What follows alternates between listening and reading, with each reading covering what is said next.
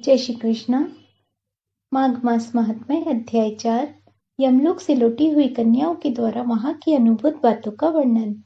राजा दिलीप ने पूछा, मुनि, यमलोक से लौट कर आई हुई उन साध्वी कन्याओं ने अपनी माता और बंधुओं से वहां का वृत्तांत कैसे बतलाया? पापियों की यातना और पुण्यात्माओं की गति के संबंध में क्या कहा? मैं पुण्य और पाप के शुभ और अशुभ फलों को विस्तार के साथ सुनना चाहता हूँ।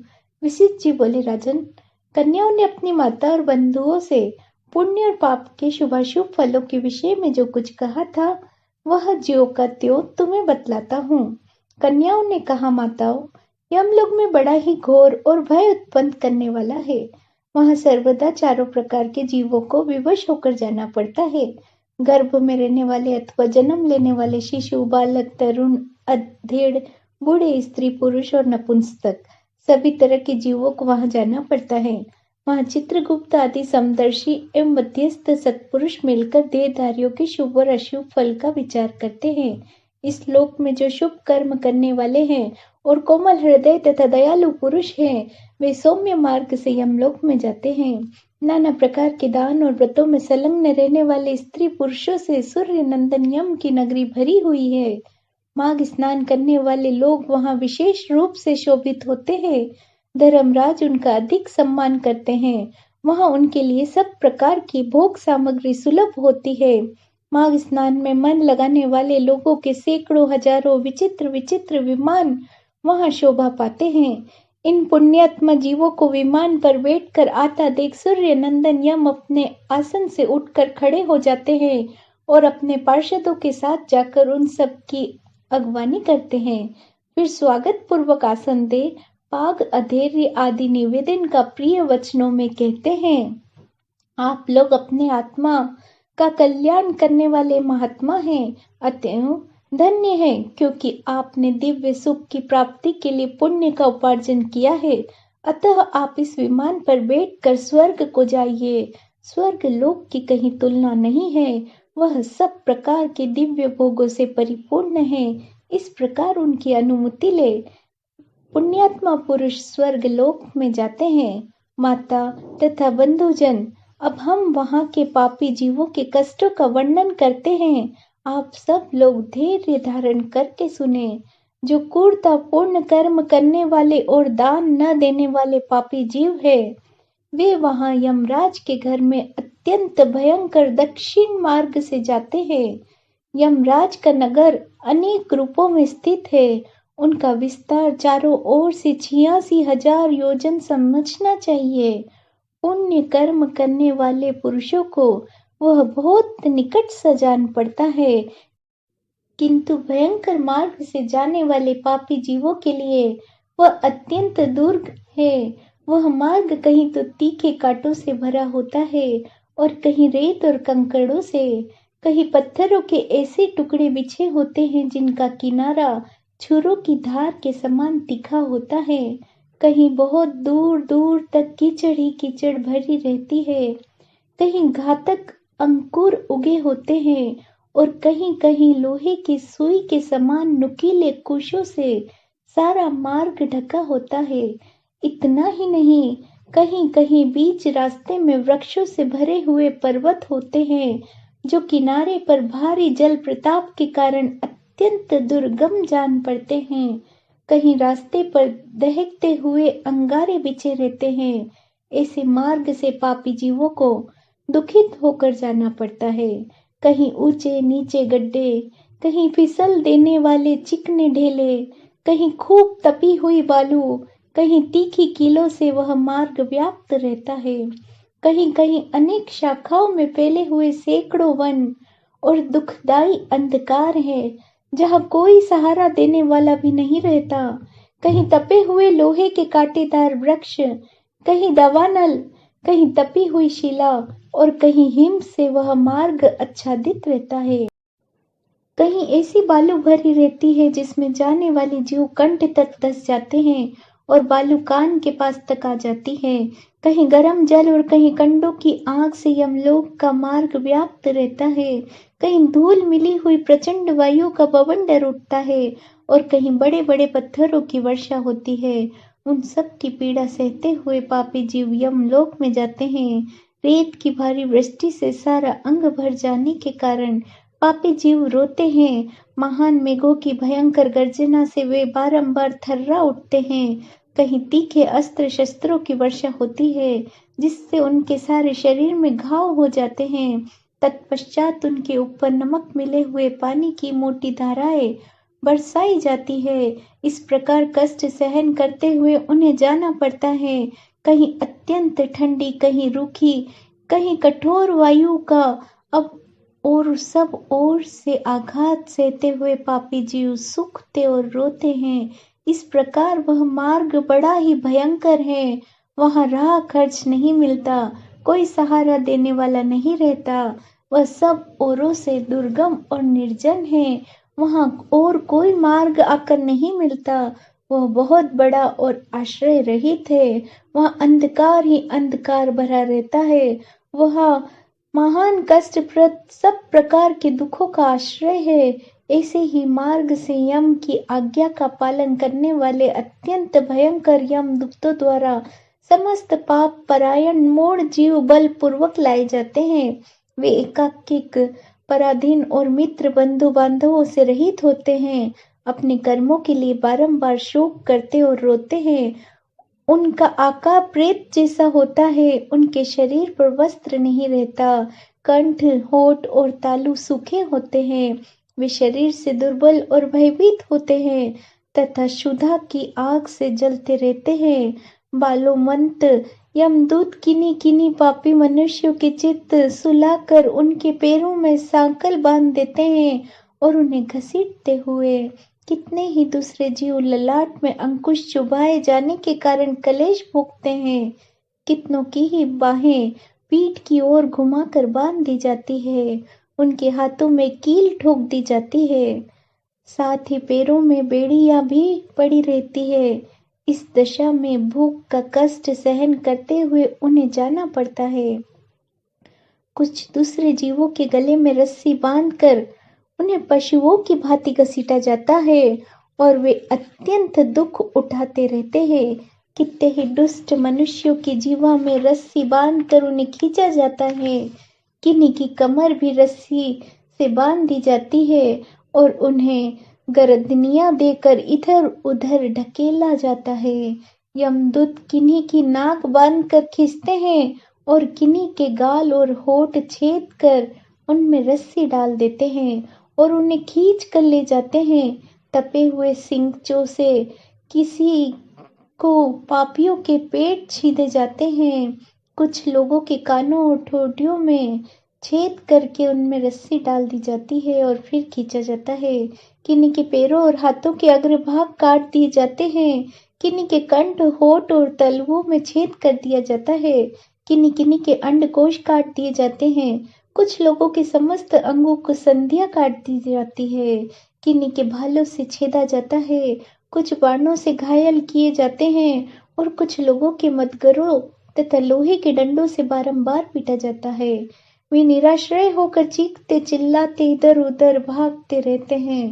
प्रज्वलित अग्नि के समान कांति वाले भांति भांति के भयंकर ओरों और बंदी बालों से उन्हें वंदीर्ण किया जाता है और वे पापी जीव पीप और रक्त बहाते हुए घाव से पीड़ित होते और कीड़ों से डसे जाते हैं। इस प्रकार उन्हें विवश करके यमलोक में ले जाया जाता है।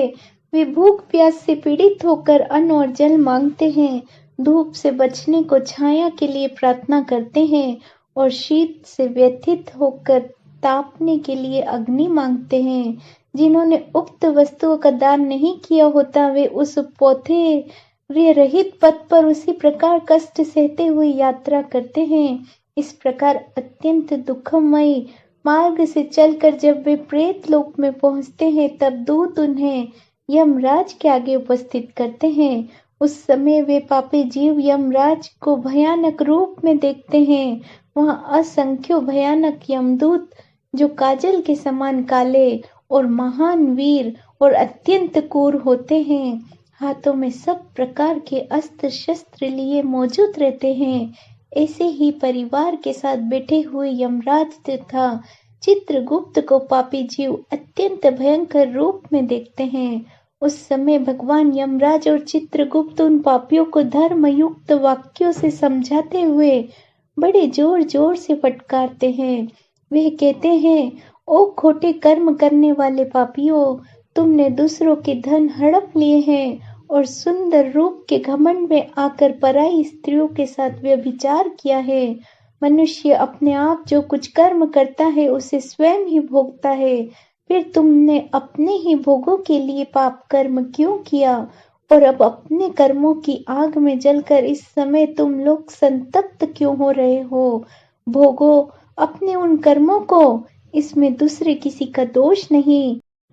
ये राजा लोग भी अपने भयंकर कर्मों से प्रेरित होकर मेरे पास आए हैं। इन्हें अपनी खोटी बुद्धि और बल का बड़ा घमंड था। और ये दुराचारी राजा, तुम लोग प्रजा का सर्वनाश करने वाले हो। अरे थोड़े समय तक रहने वाले राज्य के लिए तुमने पाप क्यों किया? राज्य के लोभ में पड़कर मोहवश बलपूर्वक अनायासी तुमने प्रजाजनों को दंड दिया है।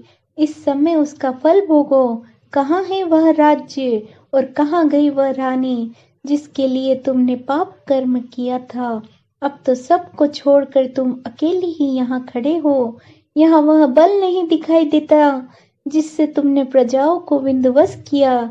इस समय यमदूतों की मार पड़ने पर कैसा लग रहा है? इस तरह नाना प्रकार के वचनों द्वारा यमराज की उल्हाना देने पर वे राजा अपने अपने कर्मों को सोचते हुए चुपचाप खड़े रह जाते हैं। इस प्रकार राजाओं से धर्म की बात कहकर धर्मराज उनके पाप पंप की शुद्धि के लिए अपने दूतों से इस प्रकार कहते हैं, ओ चंड, ओ महाचंड, तुम इन राजाओं को पकड़ कर ले जाओ और क्रमशः नरक की आग में डालकर उन्हें पापों से शुद्ध करो। तब वे दूत शीघ्र ही उठकर राजाओं के पैर पकड़ लेते हैं और उन्हें बड़े वेग से आकाश में घुमाकर ऊपर फेंकते हैं। तत्पश्चात उन्हें पूरा बल लगाकर तपाई हुई शिला पर बड़े वेग से पटकते हैं, मानो किसी महान वृक्ष पर वृत्त से प्रहार करते हो। शिला पर गिरने से उनका शरीर चूर चूर हो जाता है, रक्त के स्रोत बहने लगते हैं और जीव अचेत एवं निश्चेष्ट हो जाते हैं। तदंतर वायु का स्पर्श होने पर वह धीरे धीरे फिर सांस लेने लगता है। उसके बाद पाप की शुद्धि के लिए उसे नरक के समुद्र में डाल दिया जाता है। इस पृथ्वी के नीचे नरक की 28 कोटियां हैं। वे 7वें तल में अत्यंत भयंकर अंधकार के भीतर स्थित है।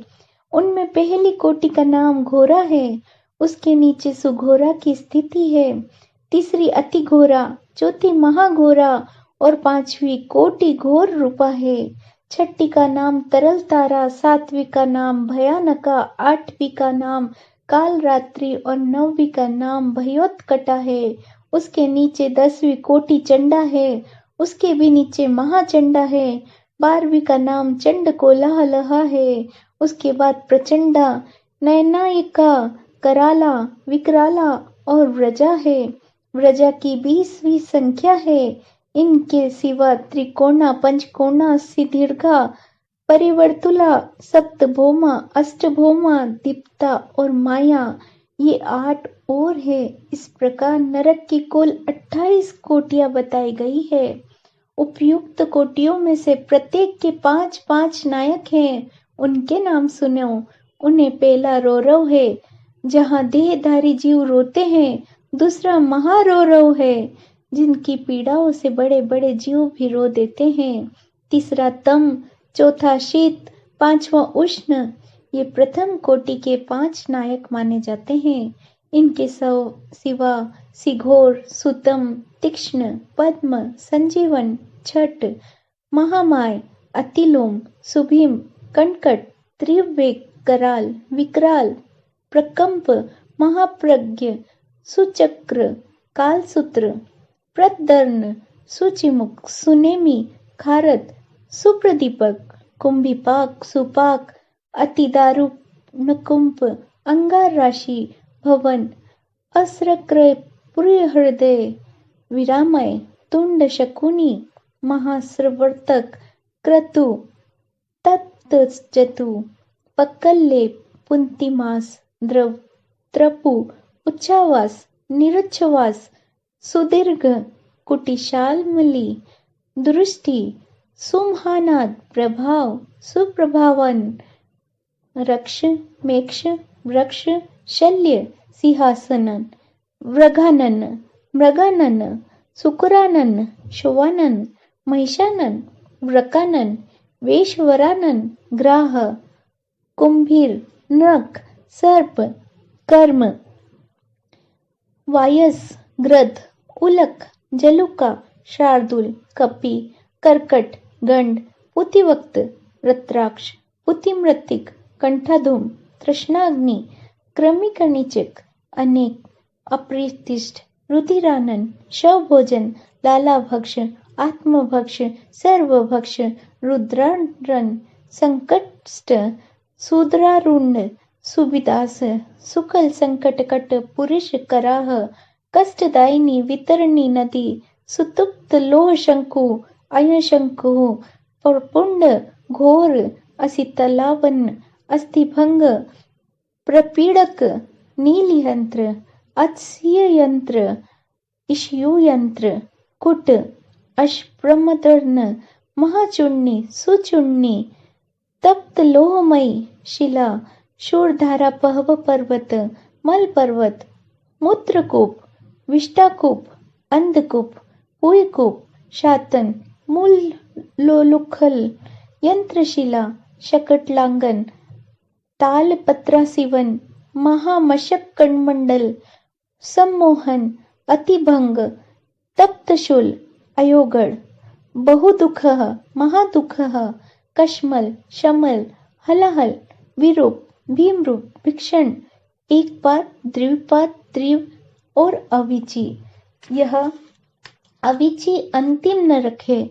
इस प्रकार यह क्रमशः 5-5 के 28 समुदाय माने गए हैं। एक एक समुदाय एक एक कोटि का नायक है। रोरो से लेकर अविचिल तक कुल 140 नरक माने जाते हैं।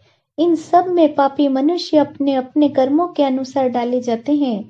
जब तक भांति भांति की यातनाओं द्वारा उनके कर्मों के भोग समाप्त नहीं हो जाते, तब तक वे उसी में पड़े रहते हैं। जैसे सुवर्ण आदि धातु जब तक उनकी मेल न जल जाए तब तक आग में तपाए जाते हैं, उसी प्रकार पापी पुरुष पाप क्षय होने तक नरक की आग में शुद्ध किए जाते हैं। इस प्रकार कलश सहकर जब वे प्राय शुद्ध हो जाते हैं, तब शेष कर्मों के अनुसार पुनः इस पृथ्वी पर आकर जन्म ग्रहण करते हैं। तृण और झाड़ी आदि के भेद से नाना प्रकार के स्थावर होकर वहां के दुख भोगने के पश्चात पापी जीव कीड़ों की योनि में जन्म लेते हैं। फिर कीट योनि से निकलकर क्रमशः पक्षी होते हैं।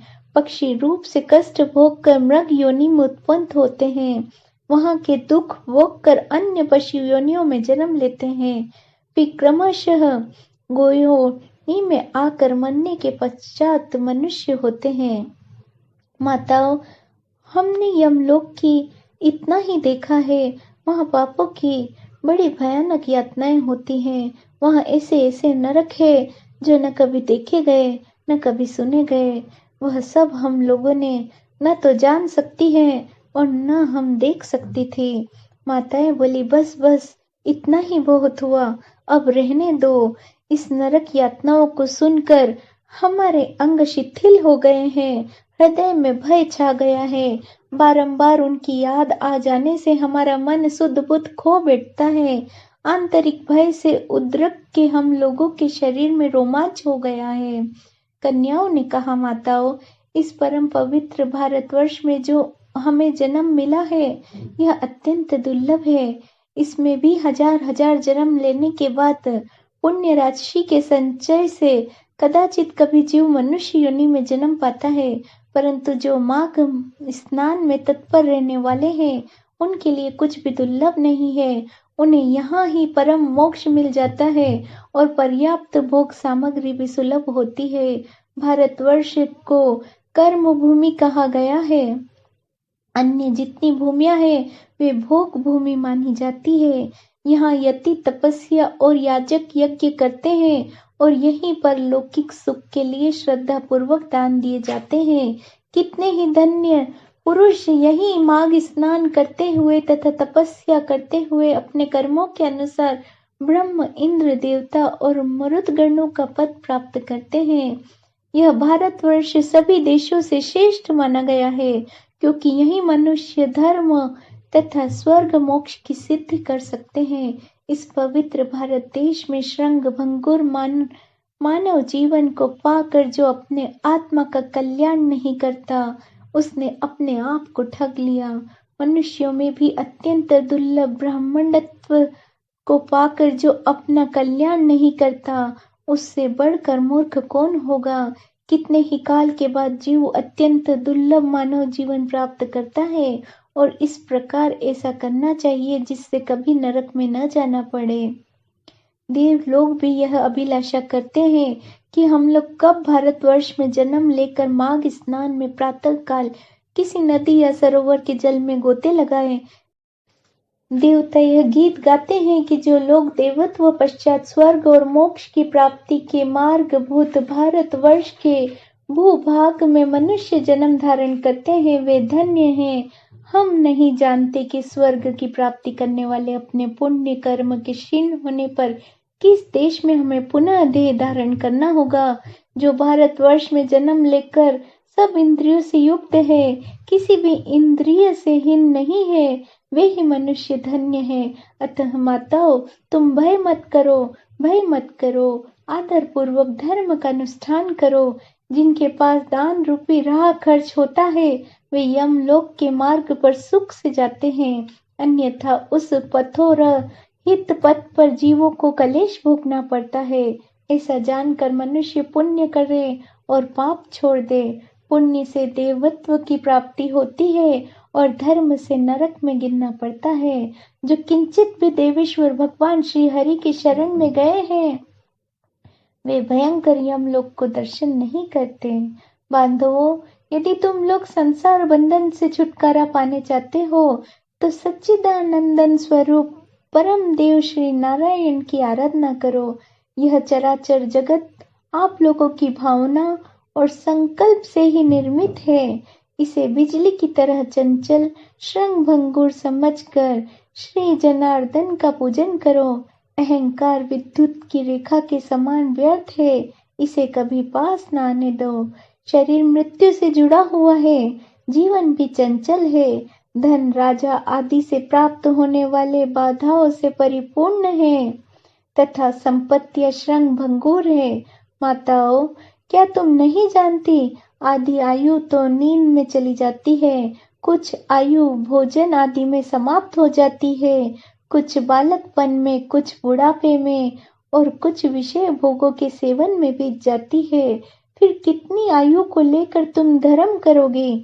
बचपन और बुढ़ापे में तो भगवान की पूजन का अवसर नहीं प्राप्त होता, अतः इसी अवस्था में अहंकार शून्य होकर धर्म करो। संसार रूपी भयंकर गड्ढे में गिरकर नष्ट न हो जाओ। यह शरीर मृत्यु का घर है तथा आपत्तियों का सर्वश्रेष्ठ स्थान है। इतना ही नहीं, यह रोगों का भी निवास स्थान है। मल आदि से अत्यंत दूषित रहता है। माताओं, फिर किस लिए इसे स्थिर समझकर तुम पाप करती हो। यह संसार निसार है और नाना प्रकार के दुखों से भरा है। इस पर विश्वास नहीं करना चाहिए, क्योंकि एक दिन तुम्हारा निश्चय ही नाश होने वाला है। बांधवों, तुम सब लोग सुनो, हम बिल्कुल सच्ची बात कह रहे हैं। शरीर का नाश बिल्कुल निकट है, अतः श्री जनार्दन का पूजन अवश्य करना चाहिए।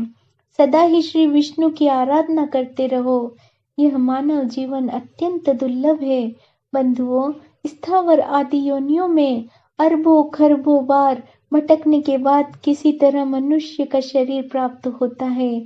मनुष्य होने पर भी देवताओं के पूजन और दान में मन लगाना तो और भी कठिन है। माताओं, योग बुद्धि सबसे दुर्लभ है, और जो दुर्लभ मनुष्य शरीर को पाकर सदा ही श्री हरि का पूजन नहीं करता, वह आप ही अपना विनाश करता है।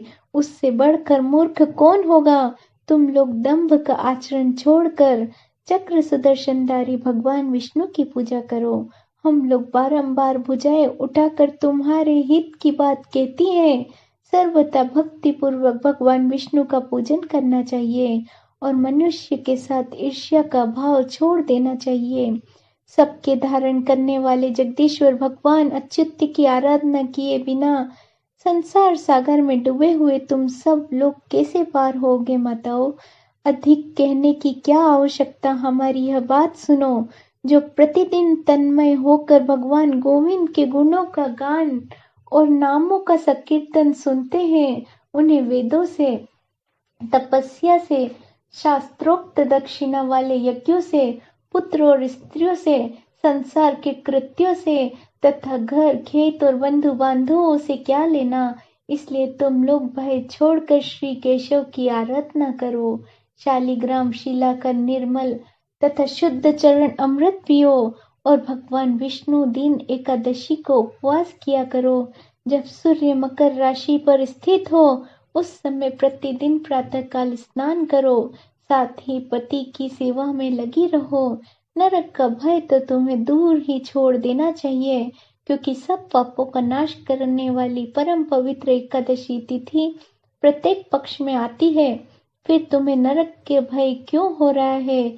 घर से बाहर के जल में स्नान करने से पुण्य प्रदान करने वाला माघ मास भी प्रतिवर्ष आया करता है। फिर तुम्हें नरक से भय क्यों होता है? वशिष्ठ जी कहते हैं, राजन, वे कन्याएं अपनी माताओं से इस प्रकार कहकर पुनः माघ स्नान और उपवास आदि व्रत धर्म और दान करने लगी। जय श्री कृष्ण।